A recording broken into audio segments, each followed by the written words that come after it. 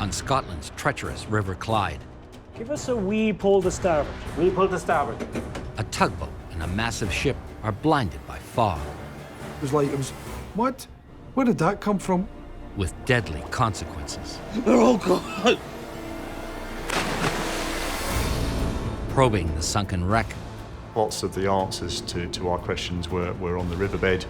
investigators pieced together a fatal chain of events that killed 3 men Pilot went aground!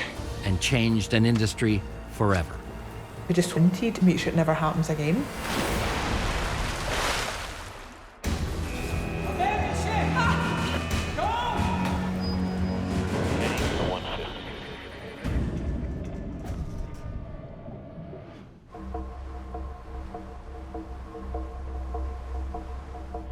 The River Clyde, a busy maritime artery that winds its way to the very heart of Scotland.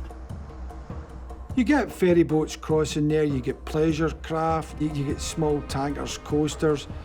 So there's quite a lot going on the Clyde you've got to look out for.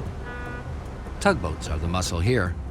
Their crews guide hundreds of vessels safely up and down the narrow river every year. Ocean-going vessels are getting larger and consequently they are less maneuverable. So when they get to confined waters, they need the assistance of tugs. And there is an element of danger in what we do in towage because we work so close to very large ships. It's December 19th, 2007, and the tugs on the Clyde are gearing up for a challenging mission. Flying Phantom, Red Jasmine. Afternoon, pilot. Afternoon, Phantom. The enormous 225-meter bulk carrier Red Jasmine has entered the river. It's the biggest boat on the Clyde in nearly 20 years. That was just huge. It was literally like looking at the side of a multi-story building when you were standing on the bank going past. She was a big boat. The Jasmine needs to make the nearly 27-kilometer journey to Glasgow to deliver a load of animal feed.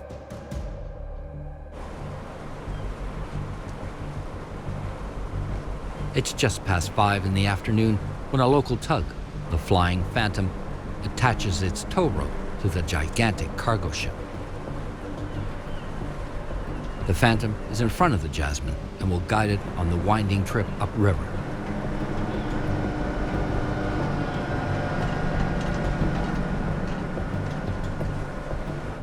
Joining the Phantom is the Warrior 3. It will be attached to the Jasmine's stern, acting as a set of brakes. A third tug, the Malig, will keep an eye on everything, ready to step in if things go wrong. Flying Phantom, you're all fast.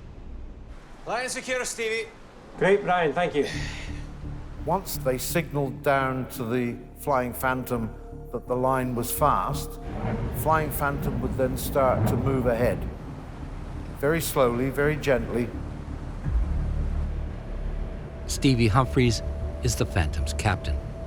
He's one of the more experienced sailors on the river. I knew Stevie quite well. He was always up at the dock. He was always into his boats and stuff. He knew the river like the back of his hand. Humphreys' second in command is 37-year-old Brian Aitchison. He's crewed on boats for more than a decade. Eric Blackley is the Flying Phantom's deckhand. Bob Cameron is the boat's engineer. He was fixing or doing something, but very hands-on, very practical. Oh, very. Could fix, that's what the other men in the tugboat said, you know, he could fix anything. He always got it going, which is obviously what you need in a marine engineer. To ensure the trip goes smoothly, an experienced local pilot is on board the Red Jasmine. Peter Brennan will stay in close contact with the tugs. I've probably been up and down the Clyde nearly 1,000 times. Up and down, up and down.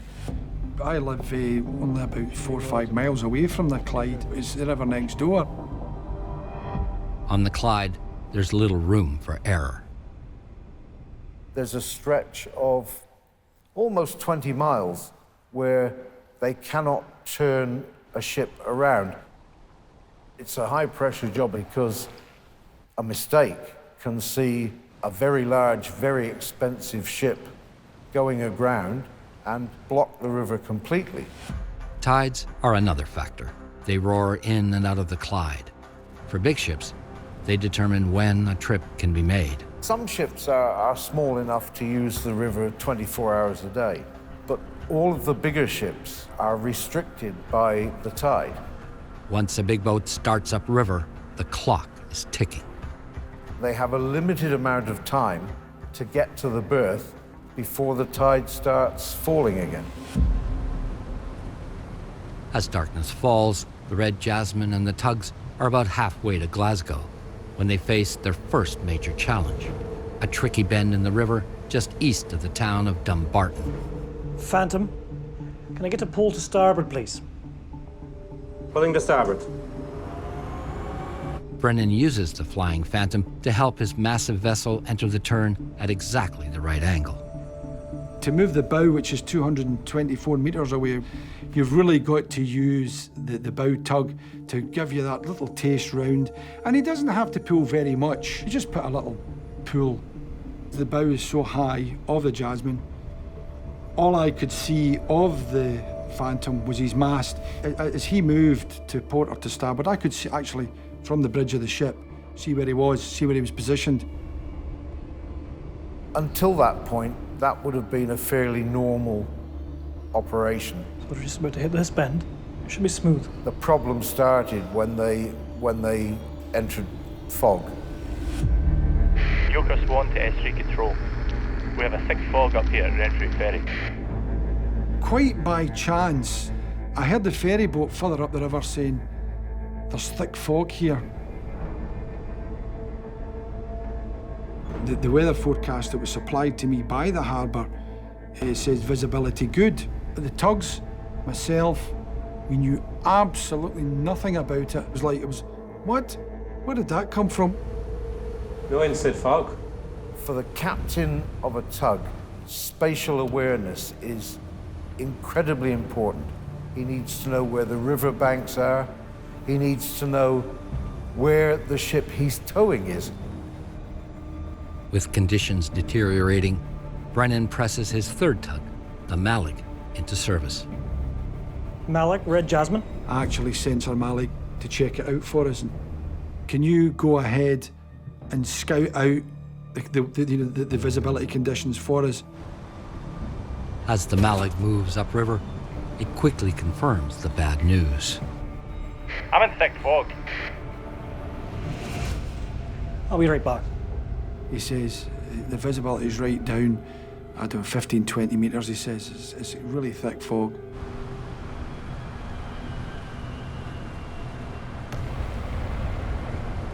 Moments later, the fog swallows the Red Jasmine too. We lost sight of the banks, we lost sight of the water. We didn't have any visual cues. All but blind, the Red Jasmine now has to rely on its radar. You could actually see the tugs on it quite clearly. You could see the riverbanks as well quite clearly. So we're able to maintain our position in the channel. But the most dangerous part of the trip is just ahead. There was a nasty concrete slip. That extended out into the Clyde. The edge of it's like a can opener. No way can you let a ship go anywhere near it. It would just rip the side of it. To avoid the dangerous obstacle, Brennan needs the tugs more than ever. But like the big ship, Flying Phantom is inching its way through blinding fog. Flying Phantom, Red Jasmine. Give us a wee pull to starboard. We pull to starboard. Surrounded by fog, the Phantom begins pulling the Red Jasmine clear of the concrete slip. But quickly, a small pull turns into much more. As a ship's compass swings through headings, it makes a ticking sound. Every half degree it clicks, click, click, click, click. And it started clicking almost like a machine gun. What's happened here? The Red Jasmine is veering off course. If things don't change quickly, disaster could strike for both the ship and the tug that's lost in the fog ahead of it.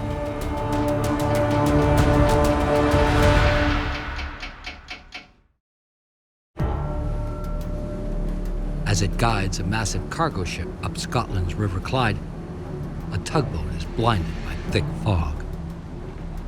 We didn't have any visual cues. There was no visual cues, with no riverbanks, we couldn't see any lights. Peter Brennan, pilot of the Red Jasmine, is worried the tug is pulling his ship toward the riverbank. Ease up, Phantom. They're pulling too far to starboard. But the crew on the tug have their own troubles. What was that? Pilot, we're aground. I looked down the radar. It looked to me like the Flying Phantom was aground on the south side of the riverbank. Stuck on the side of the river, the crew on the tug needs to act quickly. They have to release the tow line connecting it to the Red Jasmine. When a tug goes aground and you've got a line on him, you've got to be very conscious that you can pull him over into a capsize. Let go your line. Let go! With the Phantom no longer guiding the Jasmine, Brennan takes decisive action. Full astern, stop your engine. I told the captain of the Red Jasmine, stop engine. Then I ordered full astern. But the ship's massive bulk is still driving it toward danger. When you've got a giant ship of 77,000 tons deadweight moving through the water, there is no way to stop it quickly. It's probably going to take a mile before the ship comes to a stop. The Jasmine's pilot has one more card to play to avoid disaster. Another tug is still attached to its stern. Warrior 3, put weight on. I told the Warrior, the tug on the back end, I told him to pull, put a good pull on. So he's acting as a braking force. It takes nearly a minute to bring the enormous ship to a safe halt.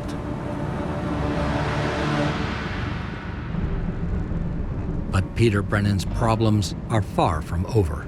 So now I've got this ship, one of the biggest ships in the Clyde, and we're stopped in the middle of the river in thick fog. Flying Phantom, Red Jasmine, come back. Flying Phantom, Red Jasmine, come back. I called up the Flying Phantom, got no answer. When the Flying Phantom didn't reply to me, I thought, well, he's aground. He's busy looking after his ship. I've not got time to call me up.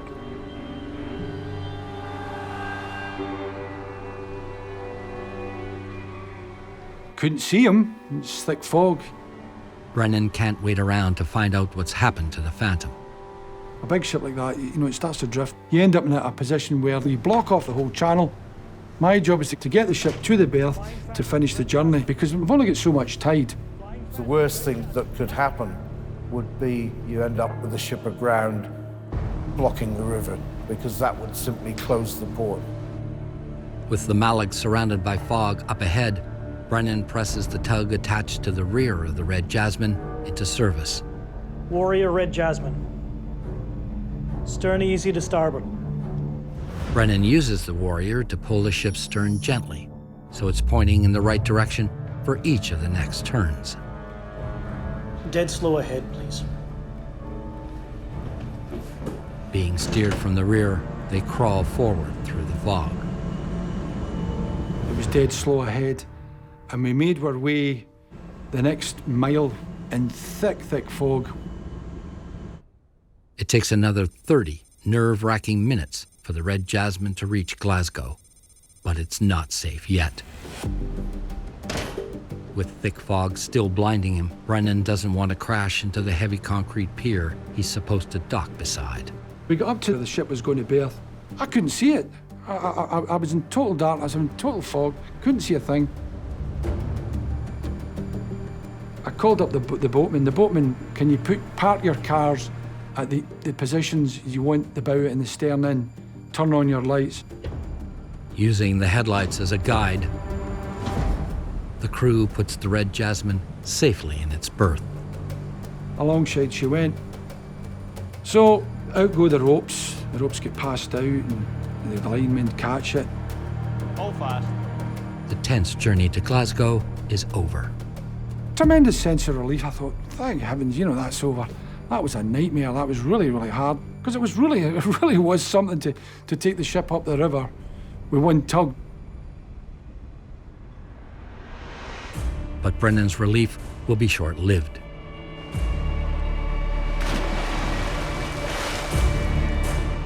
He'll soon learn that 4 men are fighting for their lives in the ice-cold river behind him.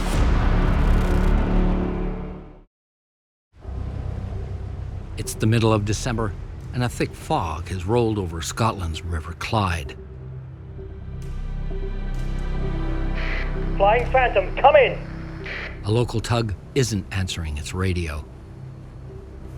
River worker Neil McInnes has heard that the Flying Phantom has run aground. Aye, Stevie's on the bank. Let's go see if he needs a hand. He and Keith Russell take to the water to see if they can help. I went up and speak to Keith, and he was saying that his mate, his best friend Stevie on the Flying Phantom, had ran up the bank outside the dock bringing up one of the ships, so we were going to have to have a giggle at Stevie for putting the tug up on the bank. But once on the river, McInnes realizes just how treacherous the conditions are. We were doing 1 knot because the visibility was horrendous. I don't think I could see Keith in the wheelhouse when I was standing at the front of the boat. I've never seen fog like it. Approaching the scene, McInnes spots something shocking. It's Brian Aitchison, the Flying Phantom's mate. He's clinging to a navigation pole, soaked to the skin. We grabbed him, got him onto the boat.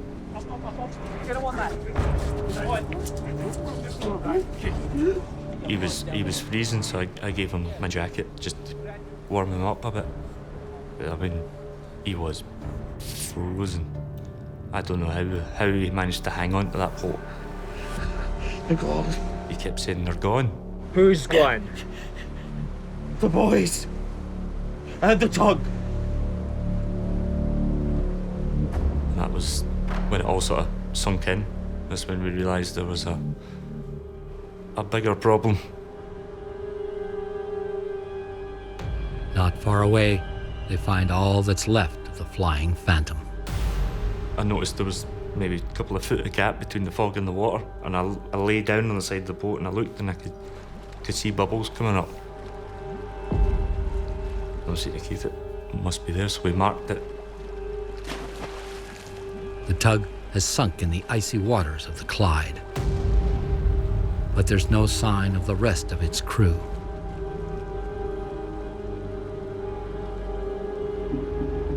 Upriver in Glasgow, the Red Jasmine has finished mooring. The next thing to do, let's call up the Svitzer Malik, one of the tugs, the tug that was pushing us in, the third tug, the escort tug. Malik, this is Red Jasmine. How's the Phantom? We think he's lost. I thought initially, I think he's lost meant that's thick fog.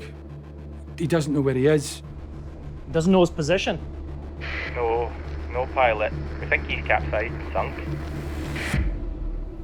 That was an absolute utter shock to me, because the last time I would only been talking to him and he was aground, and now I'm getting a report from the tug that he's capsized and lost. Almost immediately I was overtaken with shock. The Clyde Coast Guard quickly organizes a search for the missing crew, including tug engineer Bob Cameron.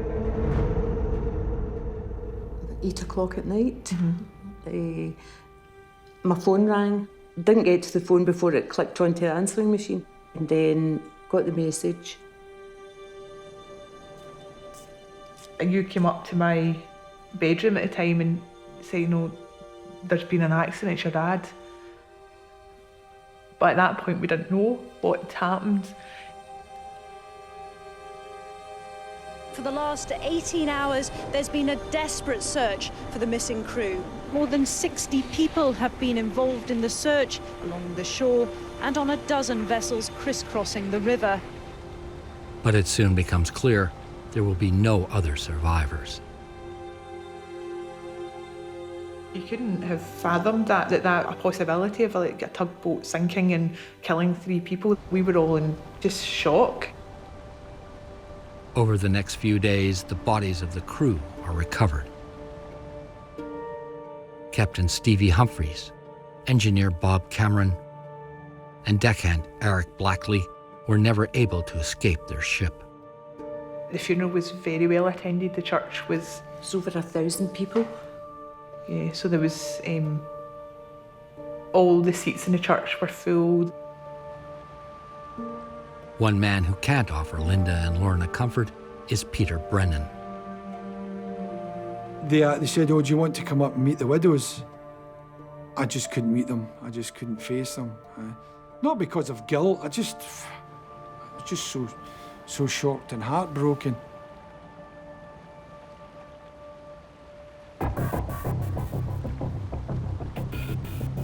With such a shocking loss of life and an industry looking for answers, Britain's Marine Accident Investigation Branch springs into action. Nicholas Hance is the lead investigator. When I arrived on scene, I didn't really know what I was walking into, if you like. I was very unfamiliar with the River Clyde and the passage up the river, so that was all something that was a learning experience for me. All I knew initially was there was three crew missing and only one survived. One of the first people interviewed is Brian Aitchison. Thank you for taking the time to meet me, Mr. Aitchison. We really appreciate it. Then this is where we have to be careful to get in there early to speak to witnesses as soon as we can to make sure that we're getting an untainted account. I'm just looking for a sense of what happened. Can you walk me through it? Certainly a key witness in this case was the survivor from Flying Phantom. We ran aground. I dropped the line, like he told me. Shakily, Aitchison paints a terrifying picture of the final moments of the Phantom. All hell broke loose. Ease up, Phantom. They're pulling too far to starboard. Pilot, we're aground! Let go your line. Let it go! Aitchison recalls that only seconds after running aground, the Flying Phantom began heeling dangerously to one side. What's going on? Get out! Everybody get out!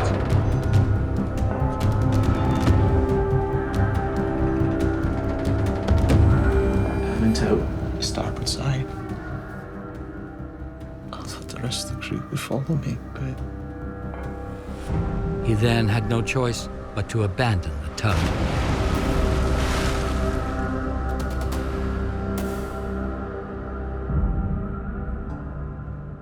Deeply shaken by the accident, Aitchison can't explain why the boat sank.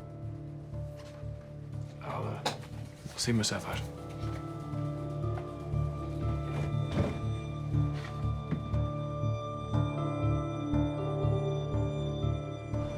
There's another key player Hance is eager to talk to, Peter Brennan. Well, the MIB were down almost the next day.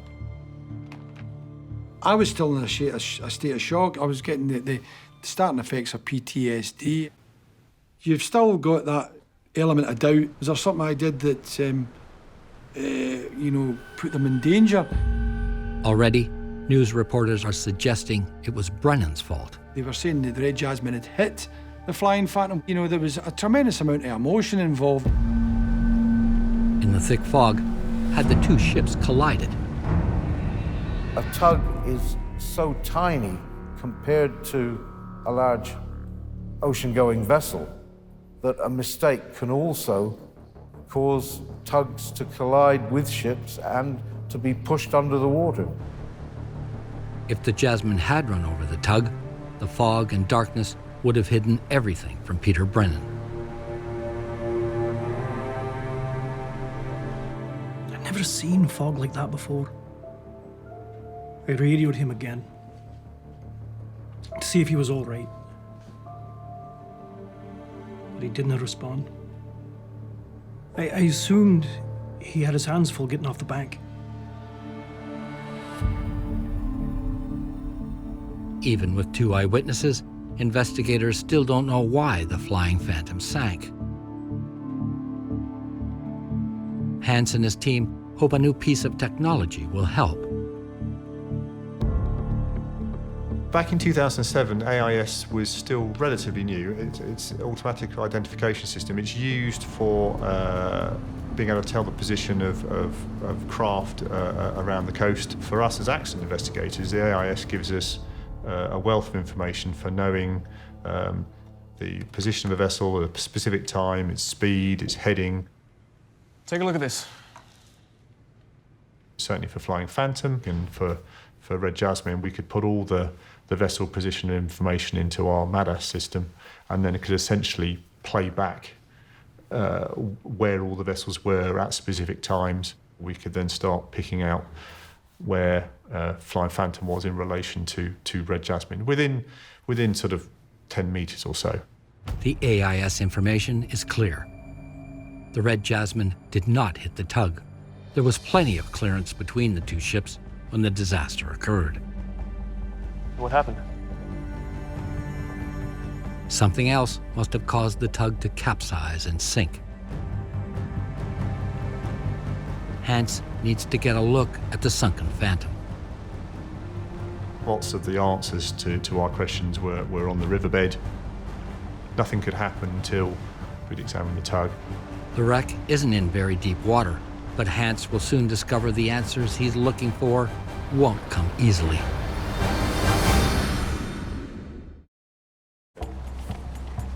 January 2008.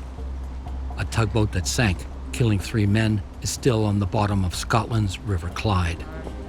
Investigators need to get a closer look. We just had New Year, and then I got the phone call from my manager. He says I need to fly like ASAP to the Flying Phantom. Tarek Terblanche is an experienced salvage diver who travels to Scotland to join the investigation. You know, I wanted to find out what position the rudder was in, what position the Aqua Master thruster was in, to just understand those last moments. Fortunately, I was being hopelessly optimistic. On the first dive, Terblanche is immediately swept downriver. The current was screaming. The first dive, I actually was blowing past the tug, and I was floating down the river, holding on to my umbilical for the guys to pull me back in because the current was screaming at 4 knots. Terblanche quickly learns it's the river's powerful tides that will determine when he can dive and for how long. So on the change of tides, you have a slack of current. So it's about an hour before the change of tides where it drops down to about 1 knot, 1.5 knots. And that's when we can start diving. Tides aren't the only issue the team struggles with. Okay, picture's up. All right, great. Heavy sediment makes it difficult for Terblanche and the investigators watching to see anything at all. He's got 0 viz. It's just a muddy river, so it's just brown, completely brown. Terblanche has to explore the doomed ship, virtually blind. As soon as you jump in the water, you would start feeling around with your hands, trying to orientate yourself. Yes, I remember seeing this on the blueprint. It feels like an air vent, or it feels like a door handle on the second deck. It took me quite a long time to orientate myself, to see where I was. Was I on the bow? Was I midships? Was I on the stern? It was quite challenging. Investigators are especially interested in what Terblanche can see and feel on the bottom of the Phantom. It's possible the tug's hull was punctured when it approached the shore. Tugs work in tight corners, and they do occasionally go aground. It's not always a problem, but if you've got rocks or obstructions, really solid objects on the seabed, then going aground is a much more serious proposition. It's going to do much more damage. The Clyde holds other dangers. Groundways, vast ramps used to slip ships into the river, dot the banks. The groundways are a substantial corrugated concrete base with this post on the end of it, which you can imagine would have just basically peeled her open on the bottom like a can opener. Diving on the wreck of the Phantom is painstaking work. After several days of careful examination, Terre Blanche makes a troubling discovery which may help explain why the Phantom sank so quickly. But it has nothing to do with the ship's hull. I'd come to a door. It's open. Can't be. Are you sure it's a door? All doors are closed. I kept on feeling around, and then I said, yes, the door. He said, close it. I couldn't close it, and then I was feeling around, and then I could feel that it was lashed back. Get him up right away. I'll stop, diver. Come on up. And they said, okay, we need to stop. We need to get the diver out. We need to have a discussion. They discovered that one of the main deck watertight doors was open, and it was latched open. Now, that is rather unusual. The main deck of a tug is very close to water level, so it's very easy for waves and seawater to get onto the main deck. And if that water can get inside the ship, especially inside the engine room, that will reduce the stability and make capsize very likely. What was that? If the vessel heels over with that door open, when the water gets to that level, water then just flows into the engine room, and then you get down flooding, and essentially the tug will go down quicker. I came out the water, we had the discussion on the surface, and then all of a sudden, that changes the whole game plan, because now they're saying that, how could she sink? Did she sink because the door was open? What happened? Investigators don't want to tamper with important evidence. The decision is made to bring the wreck up as quickly as possible. So that's when they told us, we need to get her up now, and we need to get her up fast. 32 days after it sank, the Flying Phantom finally emerges from the Clyde. What the investigation team sees is stunning. They thought that she was going to be completely damaged, but basically she wasn't, so there wasn't holes in her that she would take in water.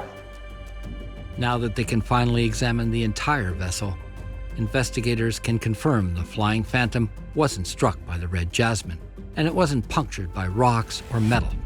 While the open door may have played a role in the capsizing, they still don't know why the tug heeled over far enough to let water flood the boat. Something else had triggered the disaster. But what was it?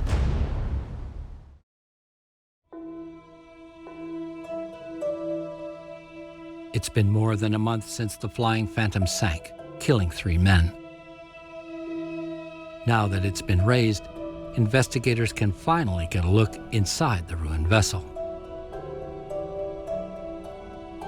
We'd arranged for temporary lighting to be brought along. We'd arranged for vent fans to be brought. All that had happened to make sure that the necessary people would get on board and could continue with the investigation.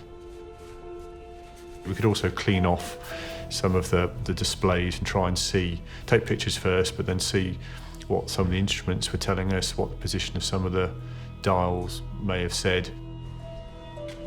It's an eerie snapshot of the tug's final moments. Using radio recordings from the night of the accident, Ease up, Phantom. You're pulling too far to starboard. lead investigator Nicholas Hance begins to reconstruct the tragic sequence of events. Let go your line. Let it go. The only survivor of the wreck says he released the tow line. But investigators wonder, in all the confusion, could his memory be faulty? Tugs have to be very careful that they don't get into a situation where the towing load is essentially passing over the side of the vessel and is trying to pull the vessel over. It's called girding. If the tow line moves from behind the tug to across the vessel, disaster can strike in seconds. Tug girding is a particular phenomenon for tugs, but you have to be careful that the tug doesn't get pulled by the ship. You want to try and avoid that situation at all costs, because clearly you don't want to capsize the tug. Was this the fate of the Phantom? Investigators examined the tow line release button in the wheelhouse. It's still in the same position it would have been after being pressed. In the wheelhouse, they normally have a button which operates an actuator that lifts the brake on the winch and allows the drum to rotate until all the tow line has run off. All right. Let's take a look at this. All we had established at that stage was the button had been pressed. Whether it had worked or not, we didn't know. Don't even engage at all. When we looked at the winch, we could see that the brake band was off centre, so that tended to indicate to us the emergency release had been pressed and it had worked. But as they examine the winch, Hans spots a crucial piece of evidence: the tow rope which connected the two ships. All right, I need a photo of this. Right here. Initially, reports were made that the tow rope had been cut. The tow rope hadn't been cut. What actually had happened is the tow rope had parted, it had snapped. Tow ropes are specially designed, very high tech, usually designed to be lightweight so they're easy for the crew to handle, but very strong. The breaking strain of a tow rope was almost 200 tons. How had so much weight been put on a line that was supposed to be released from the tug? The winch itself, the towing winch, became more of the focus of interest.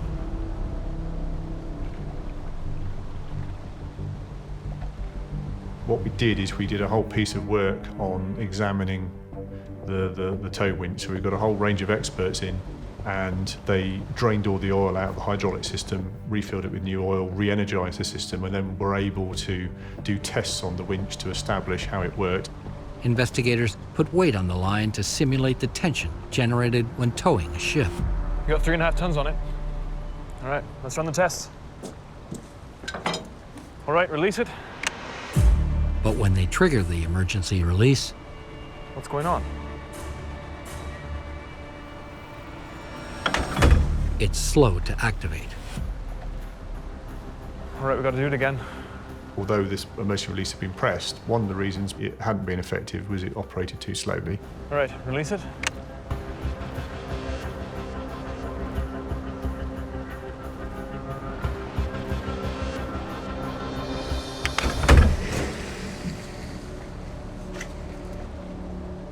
Although it did release, it took 6 to 8 seconds for that brake band to come off.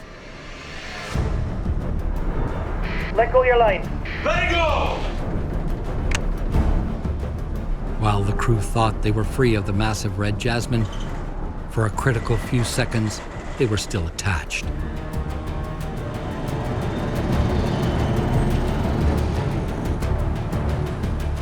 The line that was guiding the red jasmine upriver dragged the Flying Phantom underwater. Red Jasmine essentially overtook Flying Phantom, and that's what pulled her over. Then the tug that was about tug is now starting to be towed by a very large bulk carrier. As it slipped into the river, the growing weight of the sinking tug strained the tow line far beyond its limit. Suddenly, it was a 500-ton sunken tug on the end of the rope, and then the rope broke.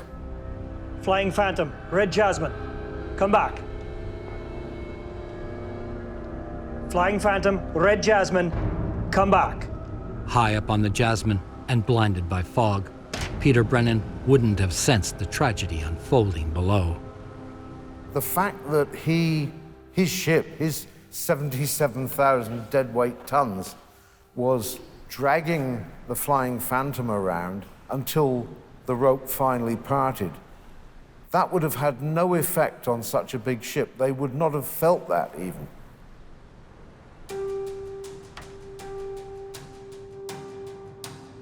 A crew that did everything right was betrayed by a fault in a critical system. Investigators are desperate to know, was this an isolated malfunction, or are other crews in danger?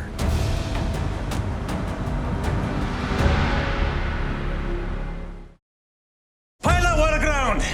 Let go your line. Let go! Investigators have discovered that a delay on a quick release system doomed a tug on Scotland's River Clyde.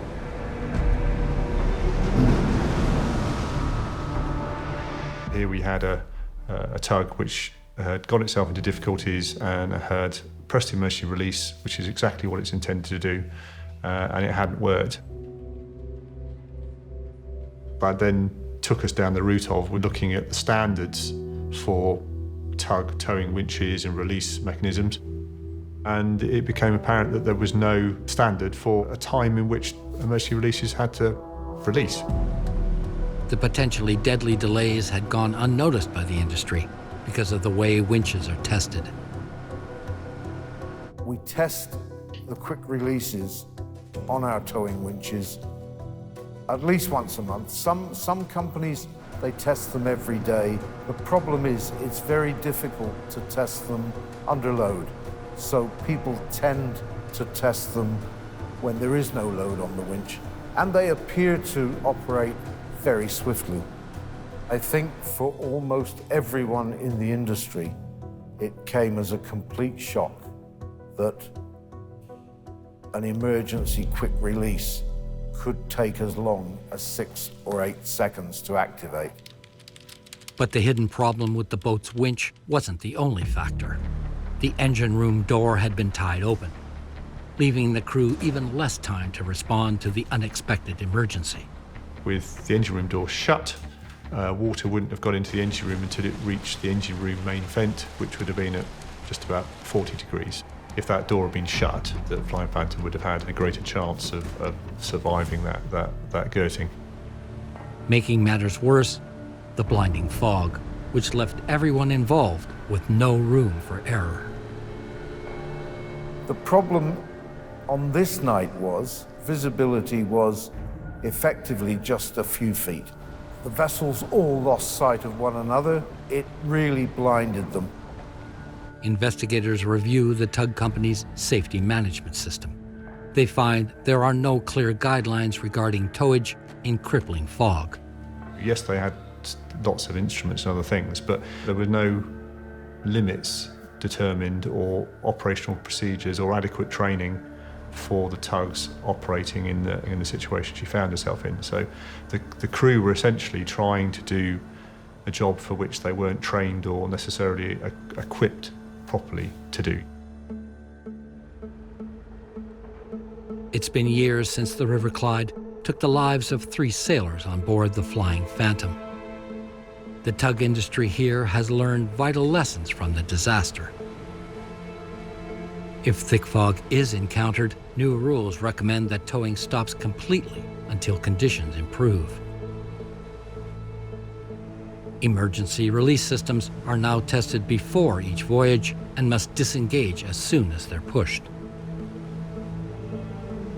They now have, all of them, worldwide, have rules that say that in all cases, whether the winch is under tension or not, whether there's high load or low load, it doesn't matter.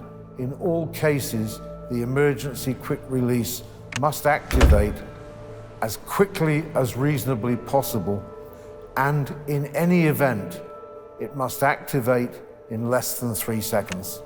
So that is now the law. With luck, a case like Flying Phantom can never happen again.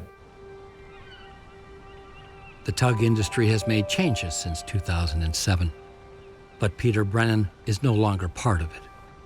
I just couldn't concentrate on my job after, on my pilotage after that. In the end, I just had to call it. It's not for me anymore. It's taken years and years for me to get over this, and I don't know if I ever will.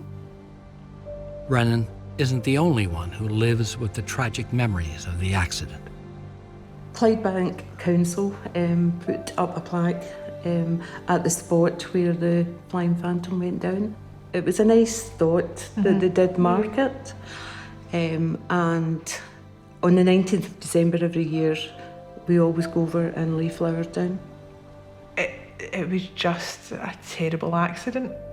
And really all we've ever wanted is just to make sure it never happens again, so that nobody else has to go through what we went through.